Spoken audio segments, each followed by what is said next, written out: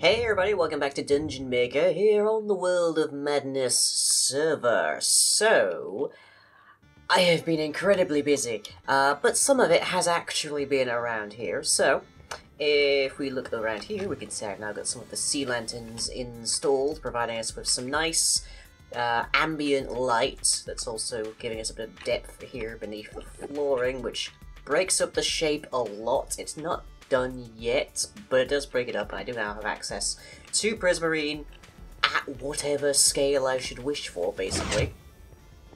I've also changed out the stone and cobble around here into this lovely yellow stained clay. I think yellow and orange stained clay is probably going to be a defining feature of the left route, where the kobolds have taken root. But for right now, it's pretty much just here. And I'm not 100% certain how it meshes here. I might need to change that up a little bit. It is quite starkly different to the sandstone. There isn't really much way of me avoiding that. Sandstone has a very distinct color, but if you happen to know of any alternatives that I might use, then do let me know. Other than that, if we dash down the hole a little bit to come up to here, I finally put slabs here so I don't need lighting. And I've also done so down here because this has now been fully slabbed and mostly sandstoned throughout various parts. There's a few more pieces I need to do, but this area is now done, and we even have the next sanctuary. And I actually found out from the sound of a slime, in fact, that just down here, I don't know how dangerous this place is going to be right now, but it's been fairly dangerous the last few times I've been down here. If I come down here, there is actually a relatively, ooh yeah, there's somebody down here, a relatively expansive cave system that I'm going to have to go through, pilfer for resources, as well as light up so that it doesn't interfere with upstairs. I don't actually need to make sure the whole place is spawn-proof, because of course I'm going to be relying on actual mob spawners, but that little extra bit of security is always good. But yeah, other than that, not terribly much has gone on around here. This, I'll admit, my experience building the Guardian Grinder does make this kind of work go a lot faster. So, just coming out here and getting this all set up, I can barely even make it out in the darkness of the water here, but you get that here, is now a lot faster now that I'm a lot more accustomed to working in water. And actually, if you go out here, let's see if I can just get up here fast enough. If you come out here and you look around at this system just sort of like spanning out into the ocean, it kind of reminds me of some kind of some kind of a submarine base of some kind that you might see in some kind of sci-fi show that happens to involve like a single mermaid or something. I don't know. I'm getting very, very, very old references there. But yeah, I like the look of it. It's an interesting look. Sort of familiar vaguely. I feel like I've done some kind of project involving an underwater base of some kind, but it must have been years ago at this stage. No idea. But our job today is that, as you can see, this whole project takes a lot of sandstone. Not as much sand as the Guardian base did, the Guardian Grinder did, but a lot of sandstone. So consequently, today we are heading over to the quarry so that I can do some digging. I've got myself a nice digging pick here, efficiency free, unbreaking free, it'll last me a fair while. I've got near enough 2 stacks of cooked cod, because, you know, gotta get those essential oils and such. Tell me it's not night. It is not night. It is, however, getting close to it. Okay. Whoop. And let's just hop along over. Phew. Because, yeah, I have a very stable food supply now. A very, very stable food supply. And that's got to be the cow that wandered away from the tent. I should get you back over there. I need to move Daisy, actually, as well. Daisy is still over by the Guardian Grinder, and they're still, like, halfway up the ladder, no less. Yeah, they'll be fine. But anyways, the main topic of discussion today is... There isn't really much of a discussion topic, I guess, but it's a topic, nonetheless. is MCM London. Between the 28th and the 30th of October, I will be in London attending MCM London, or otherwise occasionally known as London Comic Con. I'm not entirely sure what is the more precise title for it, but either way, it's a title. And I'll be there the whole time. I'll be there a day either side, just for visiting and travel kind of purposes. But yeah, I'll be down there, and let me see, various members of the Yogs cast, with whom my fanbase strangely overlaps with, will also be there, as well as a couple different voice actors, I think, from like Tales of the Borderlands or some such, that Fuzz is interested in meeting, and a whole ton of other wilderness going on as well.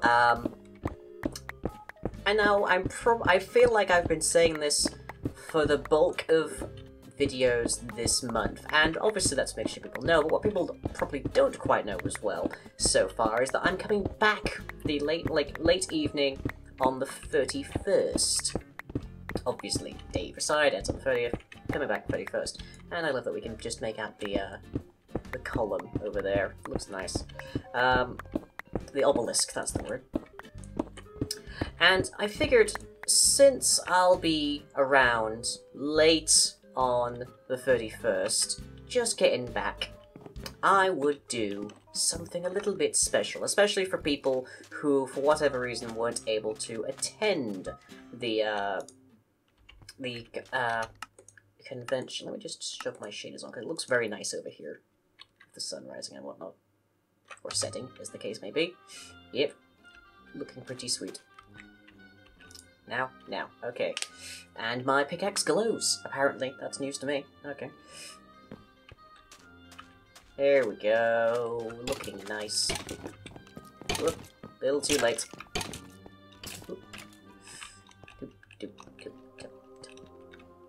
Okay. You're not gonna be a harm to me, not anymore. So yes. So I'm not 100% certain what time it'll start. I get back fairly late, so it might be a fairly close to midnight kind of thing. More details as the month wears on, and I hammer out some properties and such for it. But I will be showing 3 different horror movies, chiefly around the age 15 band.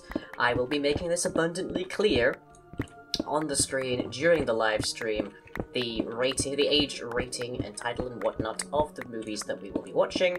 So if somebody happens to watch it who is not of the appropriate age rating, I can't be blamed.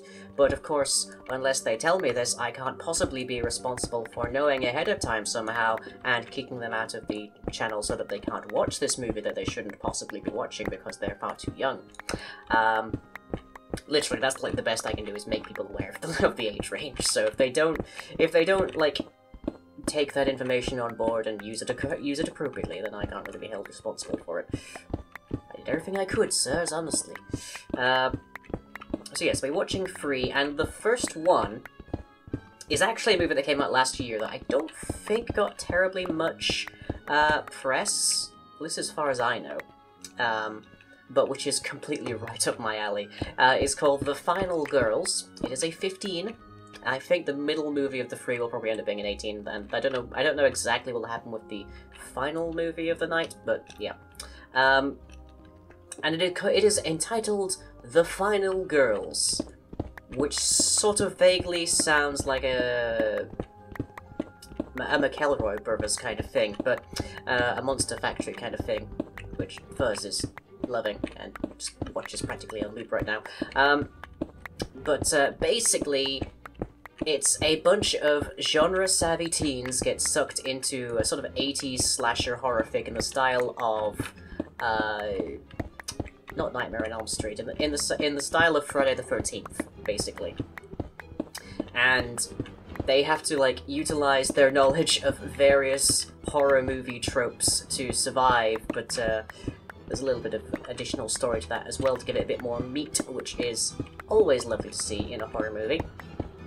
Jeez, how much have I gotten so far? I am closing in on the 6th stack. Okay, that's pretty good. Right. So yes, that would be our first movie. The second movie I'm currently thinking will be the 1990 version of Night of the Living Dead, which was directed by Tom Savini. It is a movie that is about as old as I am, barring a few days or so. And it also has some distinct, meaningful changes to the original. I'm not generally one for changing the canon of George Romero, but there are some very meaningful adjustments made to the 1990 version over the original version, so feel free to come along to watch me babble on about that. Particularly with regards to the character of Barbara.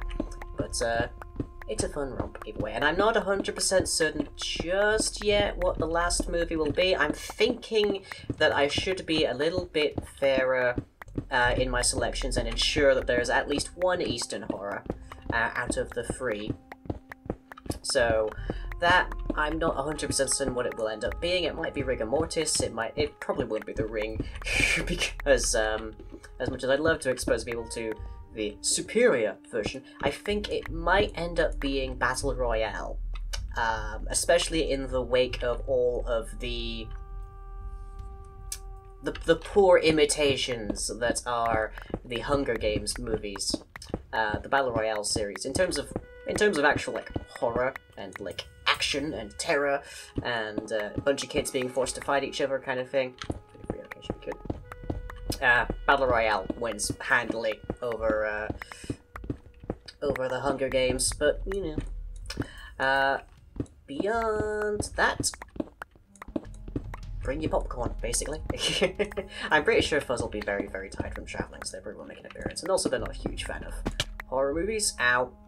Oh hey, I'm nearly starving to death. I better be a responsible Minecraft player and eat so I don't starve to death. There we go. Heal. Right. So we're now up to... so much. Get me on run, why not? Nearly up to our temp stack. And there is 27 left on this. Great, we used 6 durability. Lovely. Ah, unbreaking. Really makes a difference, as does the efficiency. Because I figured I keep not dying bizarrely enough in this game, so I figured, you know, I should actually, like, put my experience points to use, getting some better use out of my materials. So why not, for once, enchant the pick that I'm using? And oh boy, is it bright out here in the desert mining sandstone.